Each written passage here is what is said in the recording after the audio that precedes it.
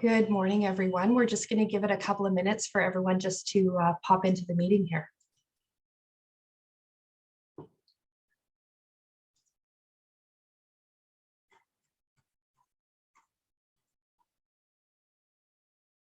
Good morning for those who've just joined. We're just going to give it another minute here for everyone to move into the meeting.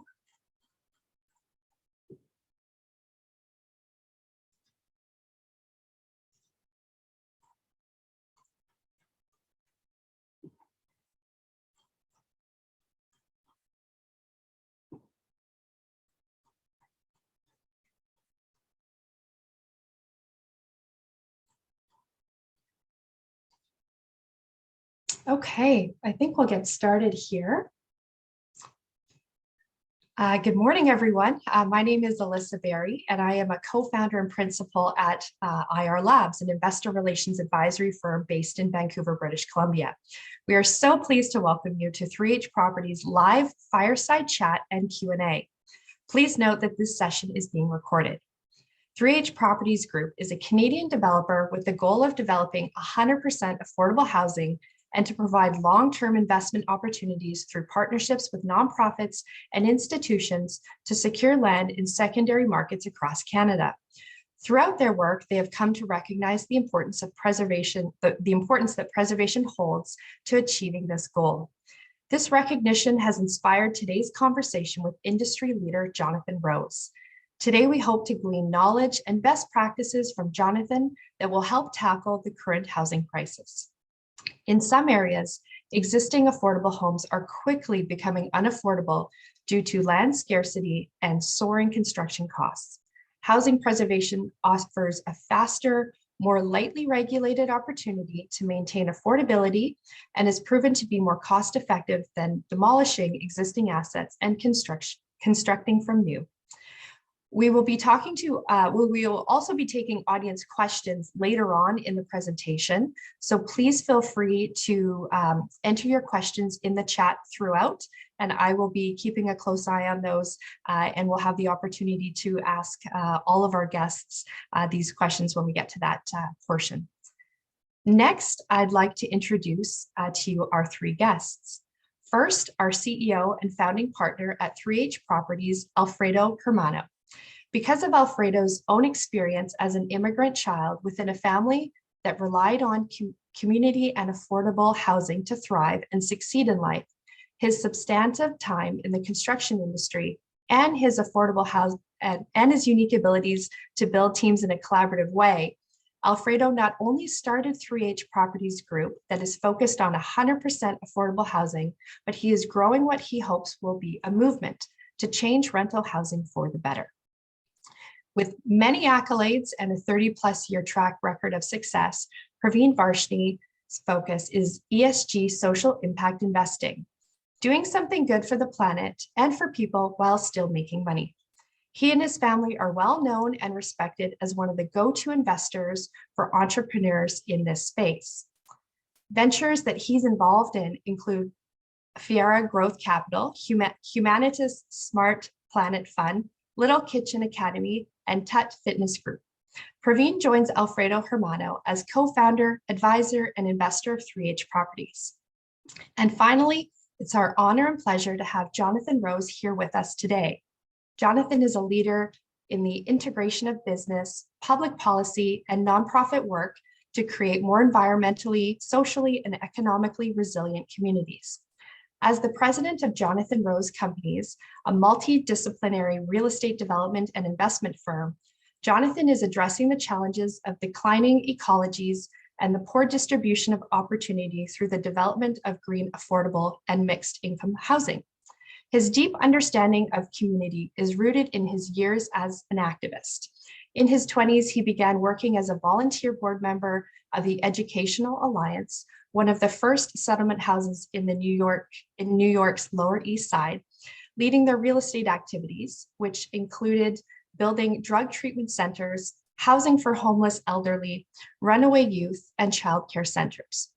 In the 90s, he became the board chair of the Grayston Foundation, that developed the first green housing for formerly homeless people with HIV/AIDS, as well as a bakery that makes olive brownies for Ben and Jerry's ice cream, creating jobs and building resumes. Today, Jonathan leads his firm's vision, strategy, and growth, developing award-winning new project investment funds and city plans that model solutions to address the issues of community development, opportunity, and inequality, and the environment. Following today's presentation, a recording will be available, and we'd be pleased to answer any additional questions that you may have. As a matter of housekeeping, again, please feel free to send along your questions in the chat, and we will respond to them at the end of the presentation. And with that, I will now turn it over to Alfredo. Next slide, please. Thank you very much, Alyssa. Thank you, everybody, for attending today. And thank you, of course, to Jonathan, our esteemed guest. So today, I'm going to talk about four different topics as it relates to affordable housing and preservation. So starting with challenges in general in affordable housing, I'm going to give an example of a particular community that's facing issues in preservation. I'll talk about why preservation, and then preservation in action. So starting with describing the challenge. So we've got old stock affordable housing is not livable, low on supply, cost of housing is high, and renting is more difficult. So just going to give you a few statistics as it relates to these items. Starting with old stock affordable housing is not livable. 1/3 of Canadian households, approximately 31%, live in dwellings that are inadequate or unsuitable. In terms of low supply, among the G7 countries, Canada has the lowest average housing supply, which means, for example, if Ontario desired to meet its national average, we need to build 650,000 more homes to hit that minimum. That's 650,000 more homes for Ontario alone. Approximately 37.2% of the population are renters. And in terms of Canada's population growth, it's anticipated to have 1.5 million new immigrants come in the next 3 years, starting with 2022.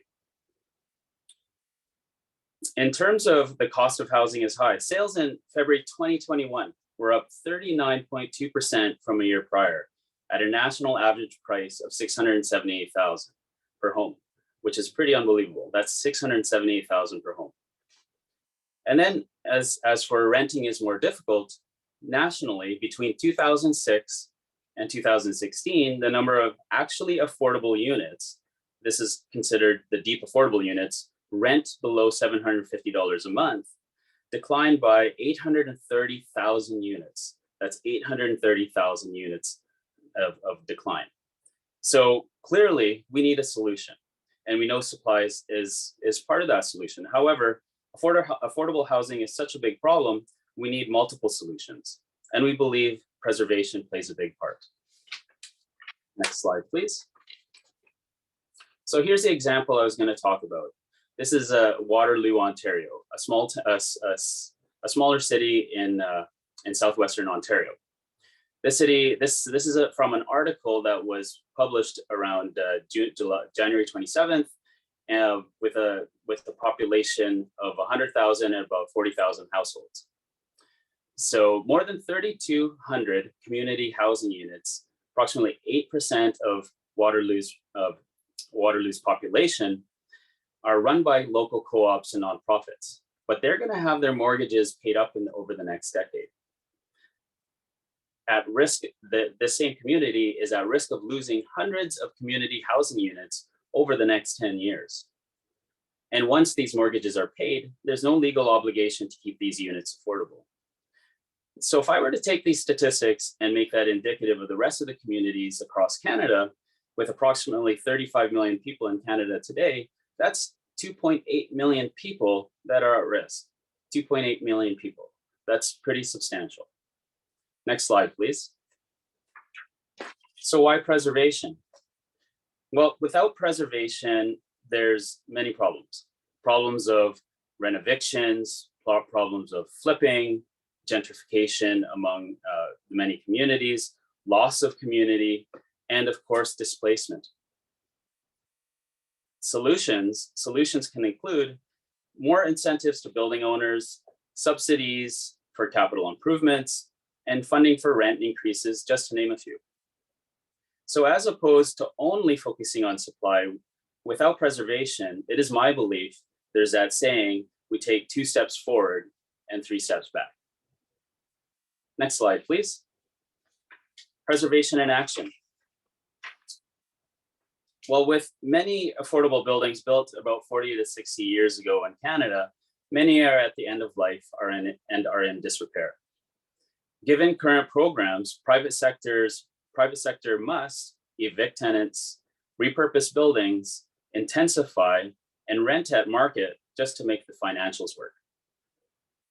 So with preservation, and this is currently in the US, and Jonathan can speak to this a little bit later in our talk today, you can buy a building, upgrade it, and keep tenants in place. The results are a sustainable model, happy tenants, a community kept together, and buildings that will last another 40 years. Preservation is known to be more cost-effective, quicker, and easier, and cheaper than new construction, roughly at around 1/3 to 1/2 the cost. So feeling that affordable housing is starting to build momentum in addressing the housing problem here in Canada, there's so many more solutions for it, and especially preservation. So with that, let me hand it back to Alyssa. Thank you very much, Alfredo. We've all been really excited and waiting for this conversation. So I'm going to jump right in, and I'm going to have Jonathan kick it off. But Praveen and Alfredo, please feel free to jump in to add on to Jonathan's remarks. So Jonathan, this is a 2-part question, and there's a lot to unpack here. So let me begin with, what does preservation mean to you? And in your experience, if you can provide us with some examples of how preservation has impacted Americans, that'd be fantastic. Okay, great. So first of all, thank you all for having me. And just for some context setting, we define affordable housing in the United States as housing in which people can afford because they're only spending 30% of their income on rent, on housing costs, which is not only rent, but also utilities and insurance or other costs that they may have. Today in the United States, there are more than 20 million American families that are spending more than 50% of their income on housing. And what we also know is that when a low-income family or working class family is spending more than 50% of their income on housing, they're not spending on a lot of other things. Typically in America, and gas prices are going up, people are spending 10, 20, can be even much as 30% of their income on transportation. So add in food costs. For 2 working parents or working mothers, there needs to be daycare costs, et cetera, and there's literally nothing left over. And if you really look at household budgets, when you're spending 50% on income housing, when you spend 30% of your income on housing, 20% of income is released for things like childcare or better food or a whole variety of things. We actually find that lifespans extend by about 9 years just simply by a family having more affordable housing costs because of their ability to invest in health, et cetera. So it's a really, so the affordability of housing is really, really critical. In the United States, we barely fund the development of new affordable housing. We build about 50 or 60,000 new units a year across the entire country, and we're probably building close to 20,000 of those in New York City because there's extra funding in New York. We're losing about 120,000 units a year to gentrification, or in cases of very poor cities, often abandonment of affordable housing. So we're going backwards. So I think that really makes the case as to why preservation is so important. We have 2 kinds of rental housing so there's really 3 things. There's home ownership, affordable home ownership, which today's conversation is really going to focus on rental housing. And then there's about 7 million units of affordable rental housing, some of which is regulated under different government programs, and some of which is what we call NOAA, or naturally occurring affordable housing. It's just cheap housing in cheap locations that doesn't rent for that much. But interestingly, in the United States, there's almost 4 times as much, or over 25 million units of single family rental.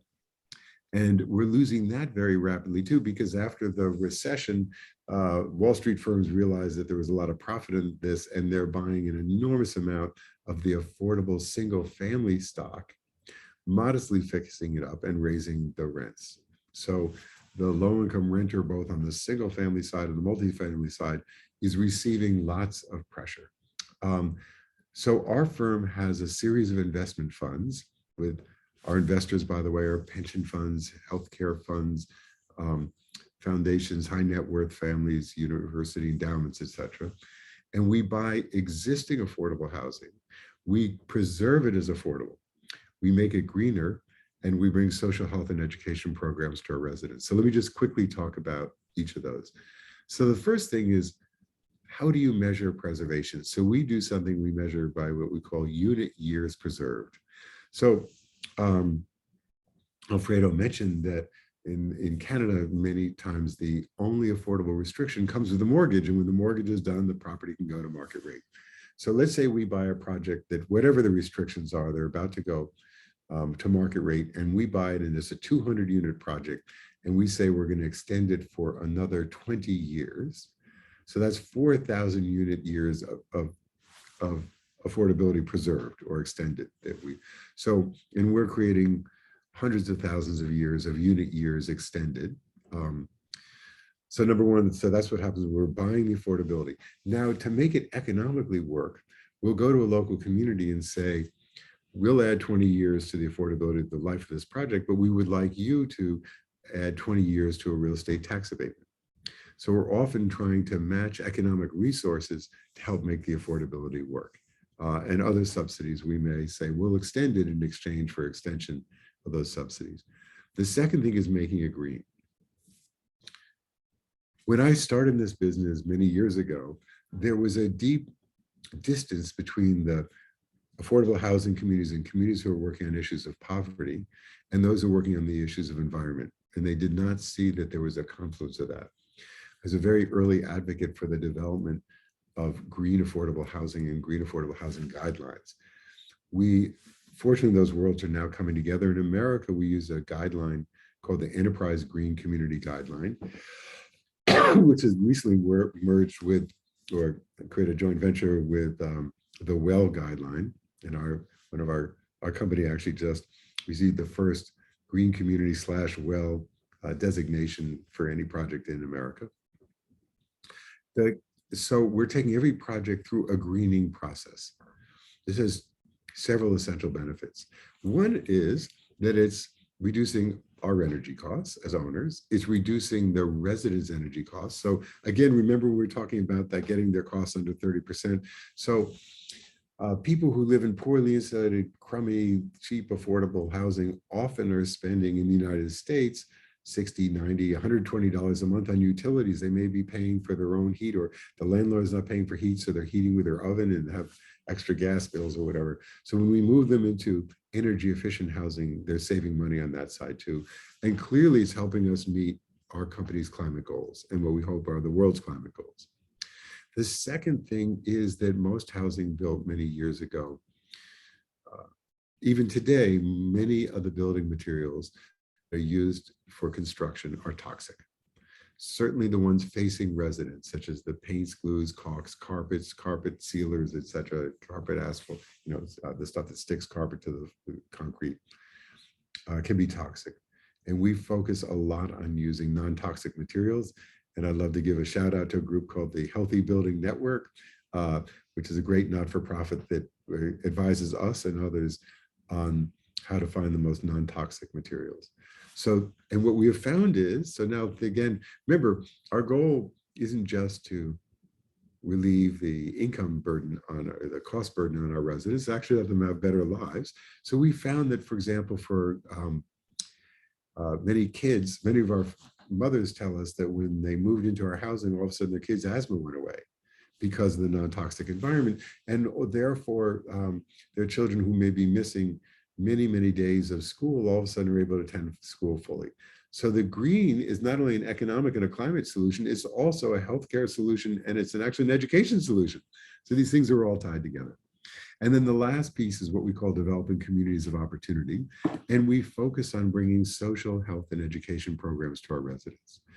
We do not have the budgets to be able to do that. I, by the way, hope that one day all affordable housing is budgeted to come with social services. So we partner with local not-for-profits that provide after-school education, on-site healthcare and health screening, and job training, and English as a second language, and a whole range of social services. We view our job as to be the connector between the resident and these services, although we're not providing the services directly. But we also think to do that, it should happen on site. So when we buy existing buildings and renovate them, we make sure that we put in all of them a new gym, because we want our residents to eat healthier food, which we also try and connect them to, but to be able to exercise. And we build community gardens, and we make sure there's a community room. We make sure there's a health exam room. So if we're bringing in a medical group, they can actually see people privately on site. Libraries, access to computers. One of our goals now is to have every resident have digital access. So we're building these social health, environmental goals into our as we view those as critical to the preservation. So the preservation of the existing assets really important, but equally important is that become a platform for opportunity in our residents' lives.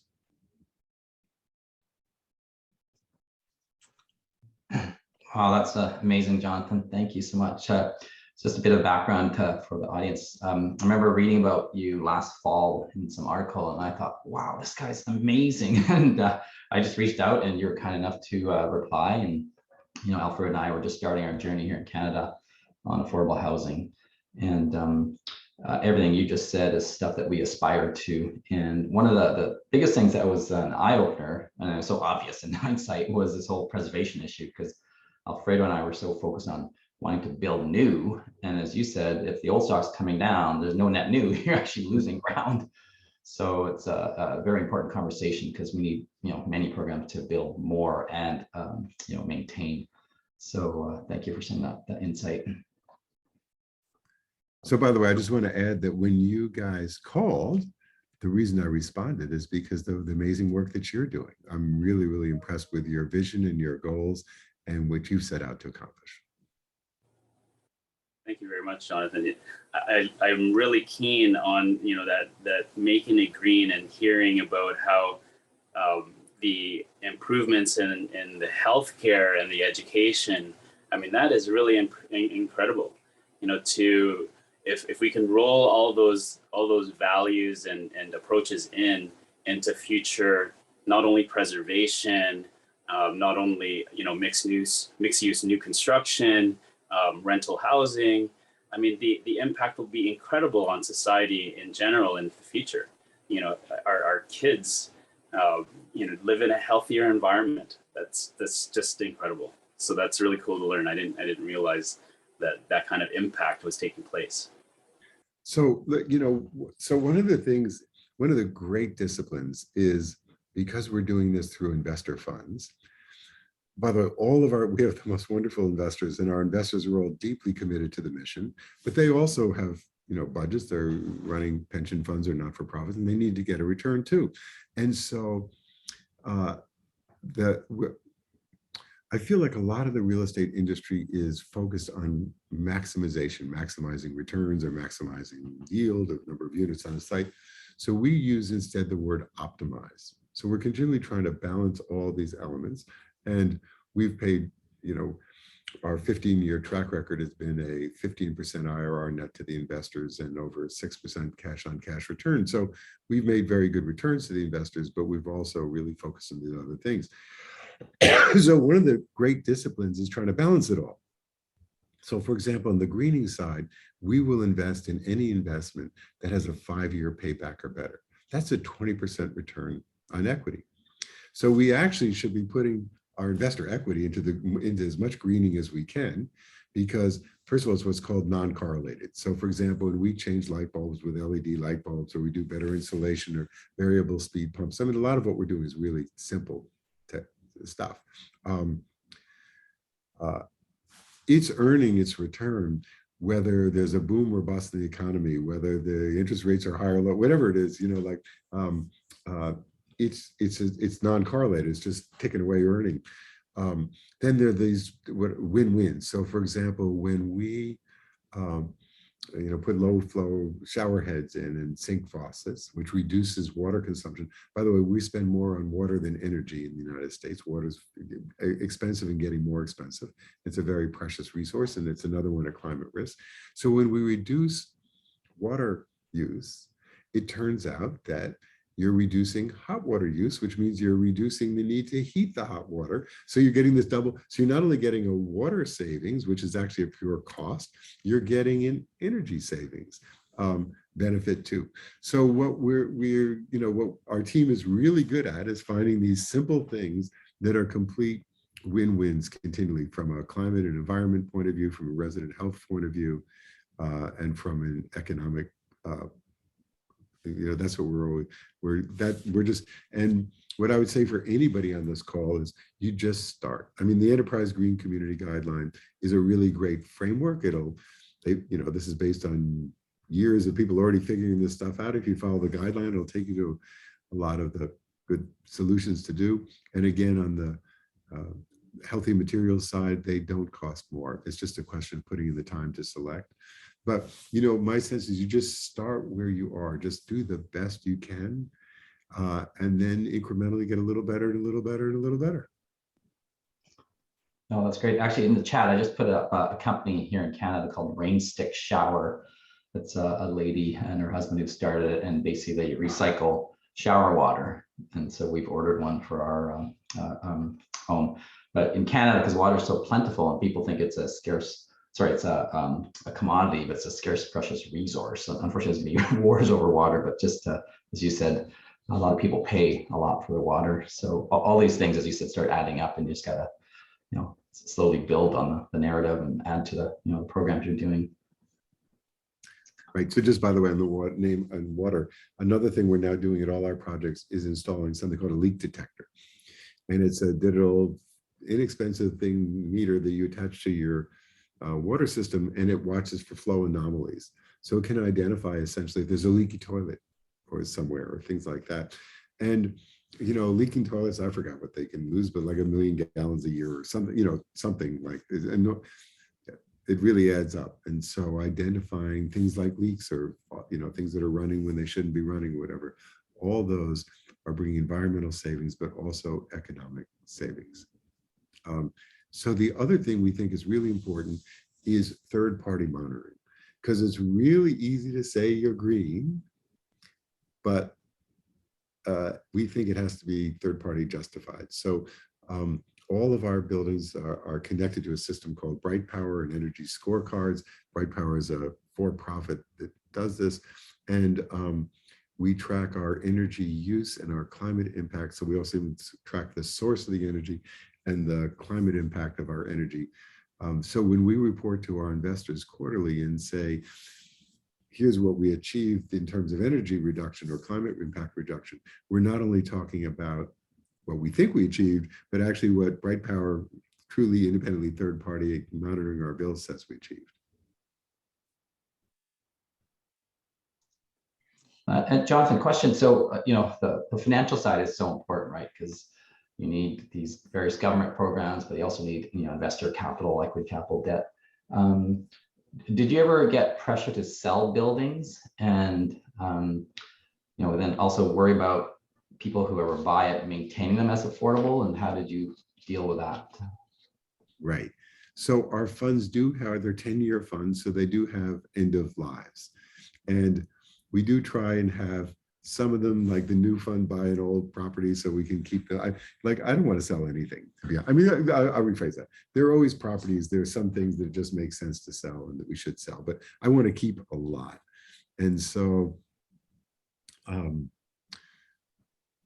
so we've been thinking about what makes an open-ended fund work. It turns out that really to be having a successful open-ended fund, we probably need to, we currently, as a company, own about 18,000 units, and there's a whole bunch of financial reasons people want to have liquidity and stuff like that. We probably have to be a bit bigger before we can do an open-ended fund, which means you can hold the assets for a long run. So we do have to sell them, and we have sold. And just a second, I have a cough. And so number one, remember, we're making these agreements. So you had mentioned in Canada, the essential limitation on or restriction is on the mortgage. So we really think that affordable housing restrictions should go in the deed. They should be part of the land title. So when we're making these agreements, we, with municipalities, et cetera, and the federal government, we're selling with affordable restrictions. And we are selling to, so there's been a lot of capital that has flooded into the affordable housing space, because affordable housing has this wonderful characteristic. There's such enormous demand that our properties are always full and have long waiting lists. And not only ours, I mean, in the affordable housing world. And so investors have come to realize it's very steady income. And that in America, the rents are typically indexed to area median income. And because of inflation, that's going up. So, to essentially renting people at 30, 40, or 50, or 60% of area median income. So the rents are actually rising with inflation. And so if you have almost no market risk and the rents are rising with inflation, you actually have a really attractive income stream. So make long story short, lots and lots of funds and larger investment firms such as BlackRock and Blackstone and others are all pouring money into the space. So there's lots of buyers. And there's lots of buyers who have raised affordable housing funds who have committed to long-term preservation. So in essence, we are selling with deed restrictions, and we're selling to people who want to preserve for the long run. Can I ask you a question, Jonathan? Because that's a really important aspect of Praveen and our model at 3H Properties, in terms of having at least for us, as a 99-year covenant in place. So these large organizations, the BlackRocks and these other your various investors, pension funds, they when they see that this property has this restriction in its title, do they shy away from that, or is there any, is that topic at all raised? The fact that, they have this entity that, has to stay affordable for a certain length of time. What's the reaction around that, or has there been any? Well, we're very clear. That's the way we're selling it. And so, just that's the way we're selling it. That's we're in the affordable housing preservation business. And as I said, our investors are getting excellent returns, and they're very safe returns, and they're very steady cash flows. So, again, we don't think that, we think actually this is really important. As a business culture, we need to shift from maximizing to optimizing. There's this belief, so if you look at like indigenous cultures, both in Canada and the United States, there are many incredible, wonderful, sustainable cultures that didn't believe you had to overexploit everything to maximize its economic return. They actually, much of human history and most of human cultures actually are focused on how do we live in balance with nature, and sufficiency, and what is enough, and reciprocity. These are really important human values that we've developed an economic system that is not in alignment with. And so, so this question about, do you sell with restrictions, and what's the moral obligation of the next buyer, I think really goes to the core of, what is there a morality and moral sense that needs to come with our investment practices? And we deeply believe there is. And again, and so the other thing that we have found is that being really clear about that. So, because this is what we are, we're preservers, and we've always been preservers, and we always will be preservers. It means that we're much more trusted by municipalities, because they know we're not playing games with this. We had a case in which we were selling a building in Newark, and I went to the mayor and I said, these are the 3 final bidders, and what do you think? And he said, we've had trouble with this one, the highest bidder. We took the highest bidder off the list. And, and sold to somebody who's doing a great job. And it was the right thing to do. I mean, just it was the right thing to do in itself, but it also means that we're more trusted in Newark when we need something else from the city or with the city, etc. So we have found there's enormous actual value in having a business that's grounded in values. Amazing. Jonathan, can you describe a couple of the specific programs that that you've tapped into for preservation? Like part of what Alfredo and I are trying to do is become thought leaders here in Canada and work closely with government and other institutions to educate them as well and help get some of these programs in place here. But what are some that you have there that we could look to maybe bring up here? So the most powerful one is something called project-based Section 8, which unfortunately only existed, I think, from 1977 or 78 until 82 or 84. It was a very brief program, but very, very powerful, in which the federal government issued a series of contracts for buildings. And the contracts said that the resident pays 30% of their income for rent, and the federal government pays the difference between that rent and what's assessed to be a market rent. And this program, again, it stopped in 84. There were some scandals associated with it, but and there were 2.4 million units built under that. A lot of the owners have exited, so there's only 1.2 million units left. But it's a really powerful thing, because when we buy such a project, it means the residents have aged in place, so they're mostly seniors. Some of the buildings were built as senior buildings, but they have a large senior population living on Social Security and small pensions, etc. So their rent is really secure. But what it also means is, as the government, as the rents get what we call markup to market, they get equalized with the market. So if you're in a city where the market rate rents are rising rapidly, then the difference between what the resident is paying and the government pays goes up. And what we're able to do when we buy a building is assess what that increase will be. And we can place a mortgage on the new acquisition, borrow against and then pledge to do a series of work, the greening work, the building of the community rooms, the exercise rooms, all that stuff. And we can borrow against the increased income. And these are 20-year contracts. So lenders, Fannie Mae, Freddie Mac, FHA will lend against those. So that's a really powerful tool, because it's providing very significant guaranteed credit-worthy cash flow that we can borrow against to do the improvements.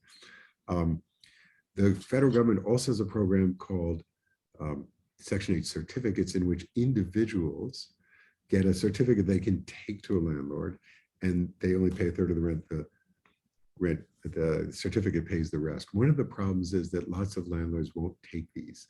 There's actually a lot of debate in America called source of income that is saying to landlords, you have to take these Section 8 certificates. And I think landlords are nuts for turning them down, because why wouldn't you want a government guarantee of the rent payment?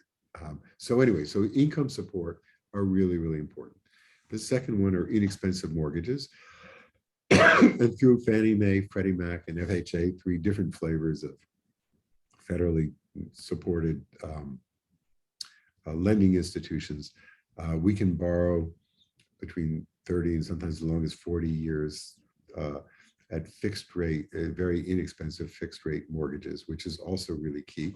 And another thing, that Fannie and Freddie both have programs that will lend us an extra 5% for greening improvements. So for example, let's say we're borrowing buying a building and borrowing $20 million. So an extra 5% is another $1 million. So imagine if remember I said I want a 5-year payback, but now imagine if I'm doing greening improvements, paying, a 3.25% mortgage amortized over 30 years, how much deeper we can go in the greening and still get a great payback on it.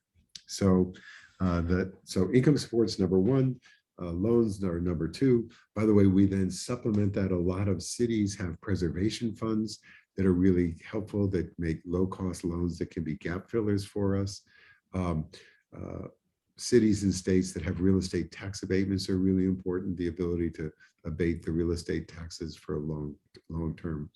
Many cities and some states have green funds that make, again, green loans. So again, imagine if we're trying to green a building and we can borrow 1 or 2% from a local green bank. That really helps extend us. There's a federal program called the Federal Weatherization Program, which will pay half the cost of insulating or new windows or major capital improvements on the greening side.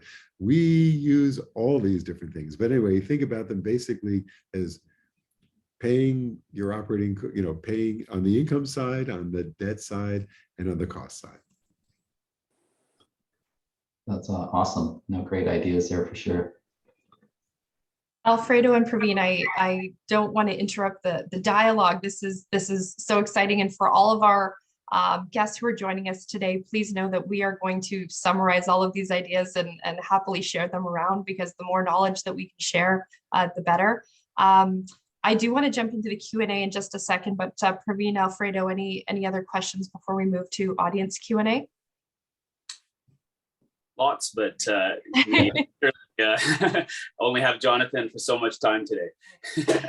So Jonathan, I'm going to jump right into it. There's a few questions that are coming in around the economics of how does this work? We know that land is very expensive. You've given us a flavor of how you've made it work. Can you just reinforce or just spend a little bit more time just on the economics? How should others be thinking about this?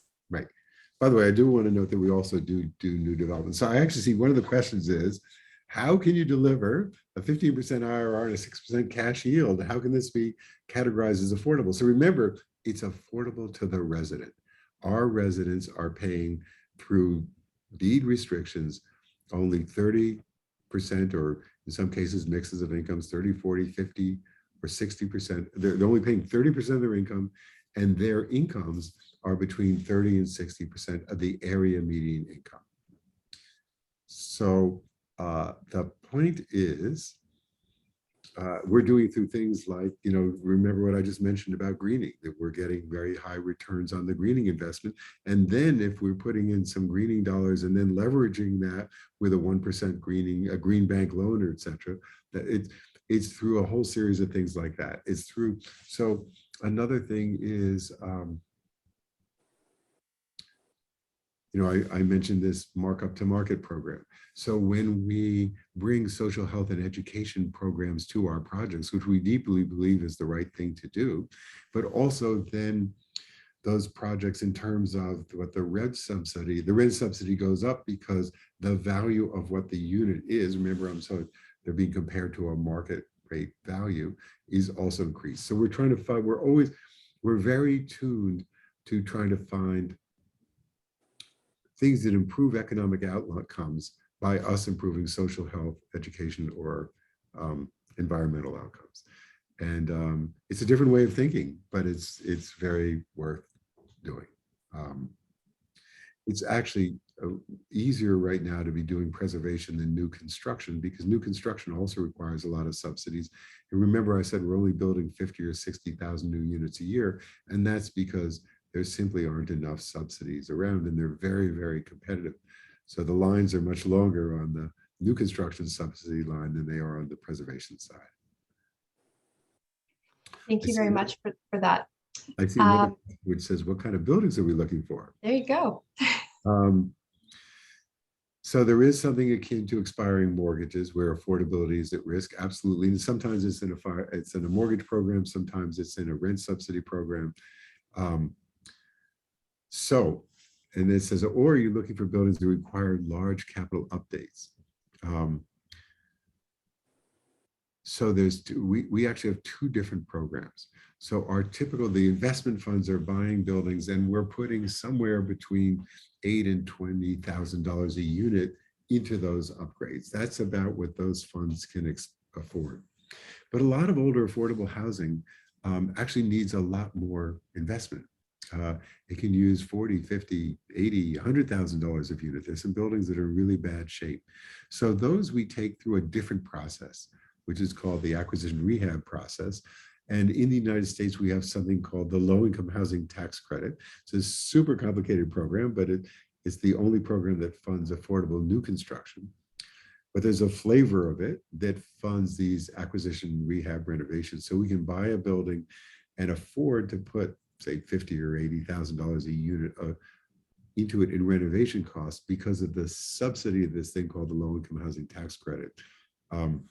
So the buildings that need larger capital improvements, for a variety of reasons, those don't fit into our investment funds. So those that need that amount of improvement go through our acquisition rehab program, and those that need less capital improvement go through our investment funds. Thank you very much, Jonathan. There's a question here, and Praveen and Alfredo, you may want to weigh in here as well, that says, we see a focus on densification in British Columbia. This is where low density housing is replaced with more dense construction. How do you measure this value over the preservation model? So in this case, I think so it's complicated. So in this case, you're talking, there's three kinds of let's use three different flavors of preservation. So one is affordable housing preservation. Another is historic preservation. So are there historic buildings whose character should be preserved even though they're lower density? And the other is community character preservation. So there's some really beautiful neighborhoods. I can think of beautiful neighborhoods in Vancouver or Montreal or some other cities that you don't want to lose that character. So and I'm a big believer in densification, but it's not a universal principle. I think you really need to look at the neighborhoods, and some neighborhoods are appropriate to densify, and some are appropriate to actually preserve their historic character. That's excellent. Thank you. Thanks, Jonathan. We had a question that came in separately here about whether preservation is truly more environmentally conscious than new construction, which I believe you touched on. I don't know if you have any other remarks on that, Jonathan. So one of the benefits of environmental preservation is that you're capturing the embodied energy. So you're not making new bricks and concrete. You're often putting a lot of new wiring and stuff into buildings, but you're preserving all the energy that went into the existing building is being maintained instead of demolishing it and having to build something new. So that's really, really important. We're going to be, as a company, we're going to try and think more about how we measure the embodied energy.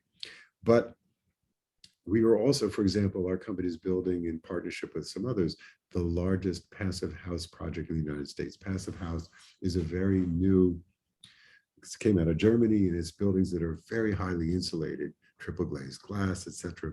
So they use maybe a third of the energy of a normal building.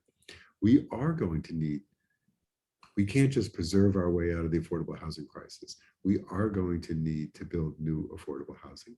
And again, so we advocate that that should also be green. So I don't want to say one's better than the other. I think we need them both, and they both need to be green. Excellent, thank you. I'm going to jump in with one last question here before we move into some closing remarks. Gentlemen, what advice do you have for municipalities to really truly foster preservation of affordable housing? I think this is a really important question, particularly when the public is very focused on wanting new affordable units.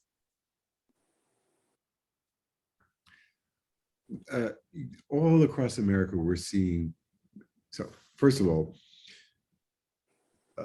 I don't know how it works in Canada, but in the United States, the federal subsidies are insufficient for new construction, and they require additional municipal contribution to make new construction work. I'm a big advocate for new construction. I think it's really, really important, but a municipality can get a lot more bang for the buck. So we have some ridiculously expensive places, like in San Francisco, it's probably $700,000 or $800,000 to develop a new affordable housing unit. So imagine if you could preserve an existing one by a city providing a $200,000 subsidy. They could in effect ensure the housing of 4 times as many families with preservation. Now there's a limit to preservation. Eventually you're going to preserve what you can preserve, and it's going to run out. So we have to build new. So I really believe that cities need programs that balance both, that they both work on new affordable housing development and the preservation of existing. And then it's worth looking at all the tools that are available. As I said, there's rental subsidies, tax abatements, capital improvement, low-cost mortgages, and I'm sure there's lots of information available from different housing organizations in the United States. It's worth looking at what works best for your form of government and your kind of budget, and go for it. Okay, thank you, Alfredo. My quick comment to that is, in Canada right now, most of the programs, suit new construction, and hence why we're talking about preservation today. But I think that, that's one of the things that is really important. We need to focus on, only because you've got so many of these units that are billions and billions of dollars of units and assets that are at end of life. And we just can't demo everything and build new. And so if we can find a way, particularly as you've said, through subsidies, through tax abatement, through other programs, ones that we haven't even created yet today. And I think the greening, that's brilliant, as well as some of the metrics that you shared that help improve financially, these buildings when you green them are incredible. But let alone the social and the humane impacts that take place. So I think for now, if we can slowly develop programs that suit preservation in Canada, that's definitely something that I think would be really exciting. This conversation has been so fruitful. I've got pages of notes, and there's so many ideas that you've given us, Jonathan. We'll move into some closing remarks from you, Jonathan, and then Alfredo has a few ideas that he wants to share as well. So we'll pass it back to you, Jonathan. So first of all, Alfredo and Praveen, thank you so much for hosting this conversation, and Alyssa for your excellent moderating of it. I'm so glad that you're putting these questions on the table for Canada. And I encourage you to look at professional organizations such as the Urban Lands Institute and others. Now, we've often found that in having these discussions, having a trusted intermediary, a kind of professional organization, sometimes we've seen the American Institute of Architects also host these kinds of conversations. They're very helpful at the community level. And so anyway, thank you for putting this issue on the table, and I hope that much good comes from this. Thank you so much. Alfredo, back to you. Thank you very much, Alyssa, and thank you, everybody, and thank you, of course, Jonathan. I'm going to hand that back to Alyssa and Praveen for further remarks. But all solutions need to be, anchored in the belief that all human beings deserve to live with dignity and respect. And so today, finding solutions. All solutions are encouraged. Market rental, mixed use, nonprofit, our 3H properties hybrid model, 100% affordable, preservation, new construction. Jonathan talked about it a lot today. Design and develop with sustainable materials, reducing reliance on fossil fuels, and increasing renewable energy use. And the amazing side benefit that you shared is, the impact to the tenants, in such incredible ways. And then last but not least, create partnerships. Partnerships are key. The partnerships with government, private sector, nonprofits, partnerships that include preservation and policy and programs for the future. So just to, it's a bit of a call to action. If you're interested in preservation or affordable housing in general, please go speak to your local housing services department, a nonprofit, charity, cooperative housing provider, member of parliament, local city council representative, or contact us at 3H Properties. Back to you, Alyssa. Thank you. Thanks, Alfredo, and thank you for putting that call to action in there. Really appreciate it. Praveen, over to you. Great. So thank you all for joining us today, and for whatever you're doing in this area of affordable housing. As Alfredo mentioned, if there's some way you think you can help us at 3H Properties, please reach out if you have any questions, that kind of thing. And finally, I'd just like to extend our gratitude to Jonathan for taking time to participate this morning. Wealth of knowledge and stories, and really, really appreciate it. And Actually, the conversation is just beginning, actually. And to show our gratitude to Jonathan, 3H has made a contribution to a charity here in Canada called Foundations for Social Change. And it's a Vancouver-based charity that I'm on the board of. And we've developed an innovative program to help recently homeless people get back into society and become productive members of society. So we picked this organization because its values align with everything that we've been talking about. And other than that, thank you again for speaking to us, Jonathan. We really appreciate it. Back to you, Alyssa. Thank you, Praveen.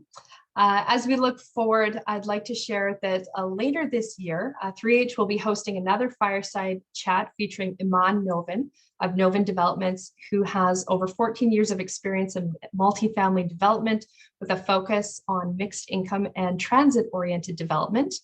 This event will take a deeper dive into preservation, specifically looking at the cost benefits, and will offer an opportunity to develop further strategies to make preservation a cornerstone of our national housing strategy. Thank you again, everyone, for joining us today. As I mentioned, we will be sharing some materials that have all of these fantastic ideas, very helpful suggestions summarized, and we hope to hear from you, and we hope to have your support as it relates to all things affordable housing and just making our communities a better place. Thank you so much, everyone.